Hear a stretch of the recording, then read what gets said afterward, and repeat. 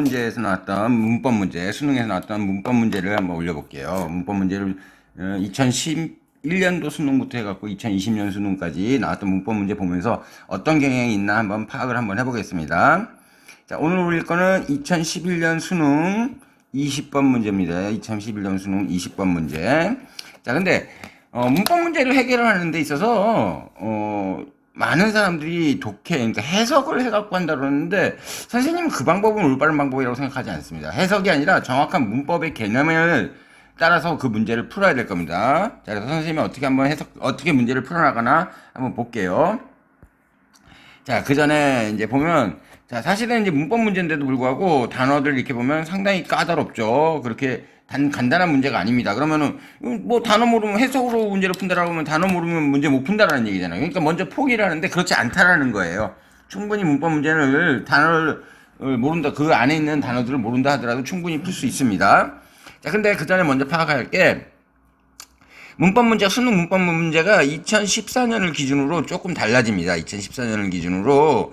2014년 이전에는 두 가지 문제 형태가 나왔었어요. 어떤 거였냐면, 자, 문법 문제 유형이 두 가지가 나오는데 첫 번째는 어떤 거였냐면 이런 거였었어요.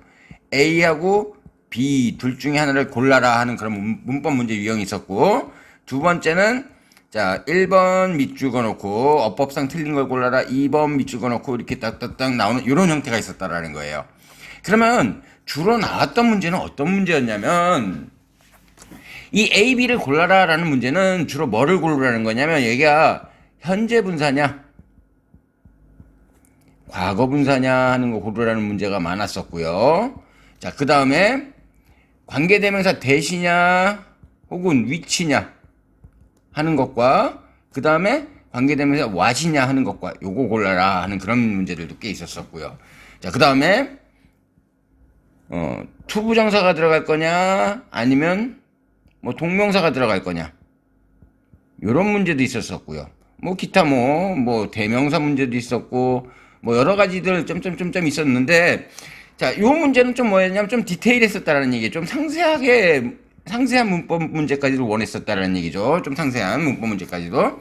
근데 이 A하고 B 밑줄 긋고 골라라 문제는 이런 상세한 것들보다는 주로 어떤 거였냐면 동사물을 물어보는 문제가 많았습니다.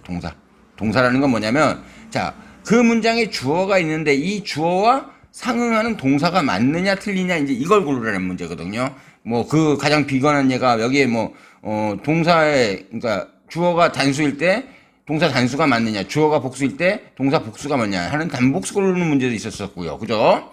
그 다음에 능동이냐 수동이냐 하는 거 고르라는 문제도 있었었고요. 이런 형태들이었었는데, 요거는 이제 큰 틀의 문법 문제를 물어보는 거였거든요. 근데 2014년 이후로 가면서는 이 문법 문제 유형은 이제 없어졌어요. 다 이제 밑줄 문제만 나왔다는 얘기예요. 그러면 이제 문제 유형이 어떻게 되는 거냐면, 이제 이런 세세한 것들도 물론 안 나온다라는 게 아니라 이런 세세한 것들보다는 주로 동사 위주로 물어보는 문법 문제가 나오게 된다는 얘기죠. 그래서 여러분들이 문법 문제를 그냥 포기하지 말고 나올 수 있는 문제들을 얼마든지 여러분들이 풀 수 있다라는 거예요. 그러면 보자고. 주로 어떻게 나오게 되냐면, 이제 저기까지 합쳐지게 되면, 자, 가장 기본적인 건 일단 동사 문제가 나올 거고요. 그 다음에 이제 준동사하고 같이 합쳐질 거예요. 준동사는 동사의 일종으로 속한다라고 보는 게 나아요. 그래서 동사 문제 나오고 준동사 문제 나올 거고, 여기에서 아마 가끔 가다가 아마 관계대명사 문제 요 정도 물어보는 문제, 얘네들이 문법에서 가장 큰 틀이에요. 가장 큰 틀. 그렇기 때문에 이런 걸 물어보는 문제 유형으로 나오지 않을까라고 지금 선생님은 파악하고 있습니다. 자, 그래서 한번 보겠습니다. 자, 이제 이런 걸 파악하고서 실질적으로 문법 문제를 볼게요. 자, 단어들 그렇게 만만하지만은 않죠, 여러분들. 물론 문법 문제를 풀 정도 학생들이라면 나는 수능 1등급을 맞겠다 라는 덤벼드는 학생이니까 이런 정도 단어는 쉽지만은, 자, 선생님은 지금 여러분들 수능이 한 3등급 4등급 된다 하더라도, 자, 충분히 1등급까지 올릴 수 있다라는 생각을 하면서 여러분들이 수업을 할 거예요. 자, 그래서 한번 볼게요. 자, 해석 안 할 겁니다. 해석 안 하고 그냥 갈게요. 어떻게 문제를 푸나.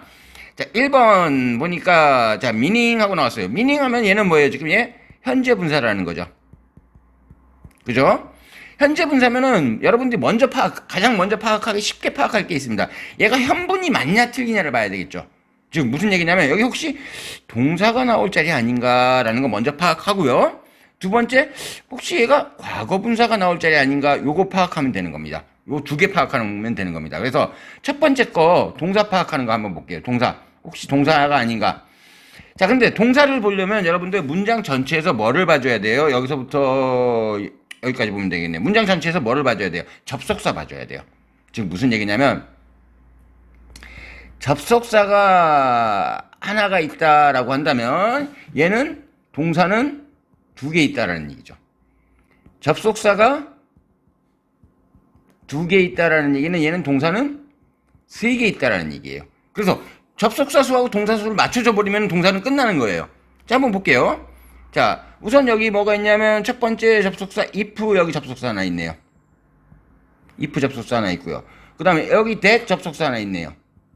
그리고는 없어요. 이 얘기는 뭐냐면 접속사가 두 개 있으니까 동사 세 개가 나오면 된다라는 얘기예요. 한번 볼게요. 자, 주어 takes 동사 맞죠? 동사 하나 나왔습니다. you 주어 keep in mind 동사 맞죠? it 주어 is derived 수동태 동사 맞죠? 총 동사 3개 나왔네요 이미. 자, 그 다음에 보니까 나머지 뭐 접속사 나올 게 없어요. 자, 그럼 결국은 어떻다라는 얘기예요. 얘는 일단 동사는 아니구나라는 거 이제 파악이 된 거죠. 동사는 아니구나라는 거 파악이 된 거예요. 그러면 이제 두 번째는 그러면 이제 현재 분사냐 아니면 과거 분사냐 이제 얘 파악해야 된다 이거예요. 근데 자, 여기서 선생님 말 잘 드세요. 여기서 선생님 어떤 편법을 가르치는 게 아니라 볼게요. 요거 잘 기억하면 여러분들이 현재 분사하고 과거 분사 구별하는데 편할 거예요. 뭐 해석으로 한다 그러는데 사실은 해석이 되게 애매할 때가 많아요. 무슨 얘기냐면 자, 앞에 명사가 있어요.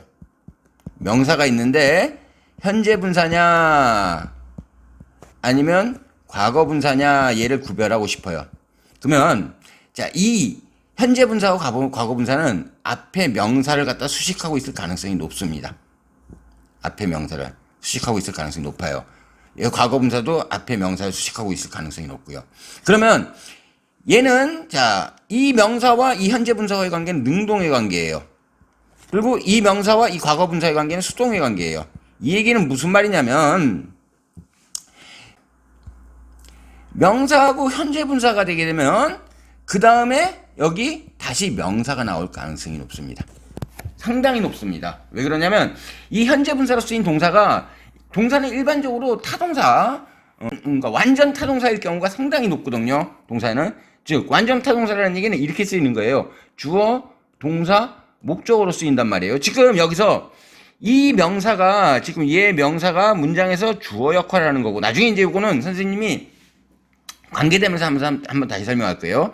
얘가 동사 역할을 하는 거고 이 명사가 목적어 역할을 하는 그런 형태가 됩니다. 그래서 명사, 분사, 명사 형태가 나왔다 그러면 현재 분사로 생각하면 됩니다. 뭐뭇을 뭐뭐하는 명사 이렇게 하게 되는 해석되는 겁니다.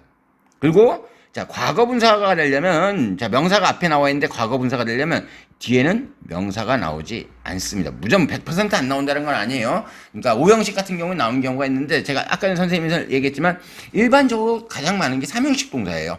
그렇기 때문에 여기는 명사가 안 나올 가능성이 높습니다. 그래서 자, 여러분들이 우선 자, 얘 해석은 어떻게 됩니다. 뭐뭐 하고 있는 명사 이렇게 되고요. 과거 분사는 무엇 되어진 명사 이렇게 해석이 되죠. 자, 근데 이제 한번 볼게요.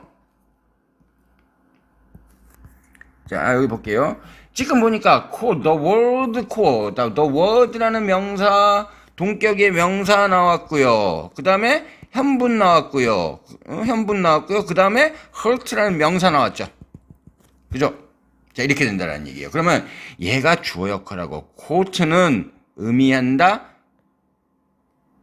hurt를. quote는 심장을 의미한다. 라는 이런 의미가 된다는 얘기죠. 이해하겠습니까? 이런 역할을 하고 있다는 얘가 주어 동사 목적어라는 얘기가 아니라 이런 역할을 하고 있어서 그래서 hurt라는 것을 의미하고 있는 co라는 라틴어가 되는 겁니다. 라틴 단어. 그래서 여기서는 현재 분사가 일단 맞습니다. 나중에 이거를 다시 할 때 선생님이 문법을 갖다가 한번 전체적으로 띄워줄 거예요. 그때 한번 다시 설명을 해줄게요. 여기 무슨 말인지는. 자, 이제 2번으로 가니까 위치가 나왔는데 이 위치를 보는 게 아니라 중요한 게 뭐를 봐야 되냐면 여기 draw 위치가 돼 있다라는 얘기예요. 이 얘기는 무슨 말이냐면 이것도 조금 볼게요. 자, 우리 관계 대명사라는 거는 관계 대명사를 봤을 때는 우리 선생님도 이렇게 얘기해요. 여기서 관계라는 얘기는 뭐냐? 관계라는 얘기는 접속사라는 얘기예요. 대명사라는 건 뭐야? 얘 명사 대신해서 썼다라는 얘기예요. 즉 관계 대명사는 선생님들이 그런 표현을 쓰죠. 접속사하고 명사 역할을 한다. 이 말 속에 나와 있는 거예요. 접속사하고 명사 역할을 하고 있는 거예요. 관계 대명사라는 것 자체가 이런 역할을 하는데 뭐 관계 지금 여기서 관계는 필요 없으니까 관계는 생각하지 말고요. 이제 명사라는 부분만 생각을 해봅시다. 여러분들 관계 부사 배우죠. 관계 부사 배웠죠. 관계 부사는 그럼 뭐냐? 관계 부사는 얘는 접속사하고 부사 역할을 하겠죠. 그죠? 자, 근데 그 전에 알아야 될 게 우리 관계 부사는 이렇게 나눠지죠. 전치사 플러스 관계 대명사다 라고 얘기를 하죠. 전치사 플러스 관계 대명사. 자, 이 관계를 지금 이렇게 발전해가는 관계를 잘 모르는 사람들은 조금 듣기 힘들 거예요. 그거는 나중에 이제 선생님이 문법 정리하는 거 한번 보고서 자 들어오면 될 거예요. 그럼 우리 이 관계라는 걸 빼고 생각하자고. 없다라는 게 아니라 관계라는 걸 빼고 생각하자고. 대도 빼고 생각하자고. 그러면 전치사 플러스 명사다라는 얘기예요. 전치사 플러스 명사가 결국은 무슨 역할을 했다라는 얘기예요? 부사 역할을 했다라는 얘기죠. 그러면 이 말은 다시 돌아가 봅시다. 부사 역할을 했다라는 얘기는 부사는 문장에서 중요한 요소가 아니죠. 문장에서 중요한 요소는 뭐예요? 주어, 동사, 목적어, 보어. 얘네 네 가지만 있으면 문장의 주요소가 형성이 되는 거죠. 부사는 필요가 없죠. 즉, 이 말은 다시 얘기하자면 부사가 없어도 문장은 완성된다라는 얘기죠. 이해하겠습니까? 부사가 없어도 문장은 완성이 돼요. 완벽한 문장이 이루어집니다. 그러면 자 다시 앞으로 가볼게요. 자, draw which가 나왔어요. draw which 전치사 플러스 관계대명사. 그럼 얘는 결국은 뭐라는 얘기예요? 관계 부사 형태의 역할을 하고 있다라는 얘기예요. 그냥 관계 부사라고 하지 말고 그냥 얘는 부사구 역할을 하고 있다라는 얘기예요. 이 얘기는 무슨 얘기냐면 요 뒤에 문장이 완벽한 문장이 나오면 된다라는 얘기예요. 완벽한 문장이 나오면 된다라는 얘기예요. 한번 볼게요. 1. 사람은 may provoke 발생시킬 수도 있습니다. 그 사람이 발생시킬 수도 있습니다. 불러일으킬 수도 있습니다. 뭐를? disapproval 반대, hostility 적대심 혹은 contempt 모욕감을 불러일으킬 수도 있습니다. 얘네 세 개가 목적으로 쓰인 주어 동사 목적어의 완벽한 문장이 나왔죠.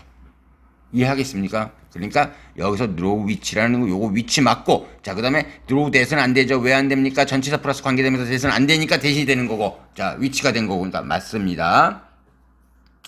자 3번으로 가볼게요. 3번으로 가보니까 자 이건 뭐 별로 볼 게 없어요. it 가주어 투부정사 진주어 아주 간단한 거 나왔죠. 이거 뭐 중학교 1학년 때는 아니나 한 2학년 때부터 나오는 거니까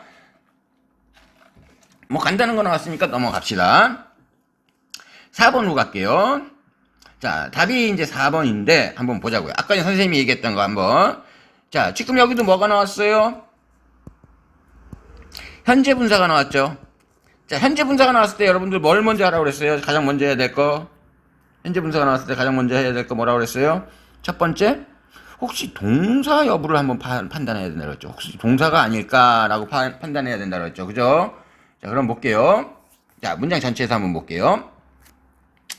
자, but 나오서 person이라는 명사 나왔어요. 당연히 얘 주어죠. 문장 맨 앞에 나온 명사 주어죠. 자, 얘 접속사 나왔네. 관계대명사니까 접속사죠. 접속사 나오고 동사 나왔어요. 그죠? 이 동사는 누구예요? 얘 관계대명사야. 직격 관계대명사에 따라 나오는 동사예요. 쭉 가봅시다. 자, 그 다음에 자, 뭐가 있어요? 그 다음에 동사가 자, 이 persons에 대한 동사가 없네요. 여기까지.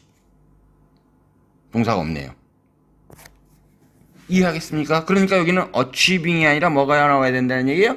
person에 따른 achieve가 나와야 된다는 얘기죠. achieve라는 동사가 나와야 된다는 얘기죠. 이해하겠습니까?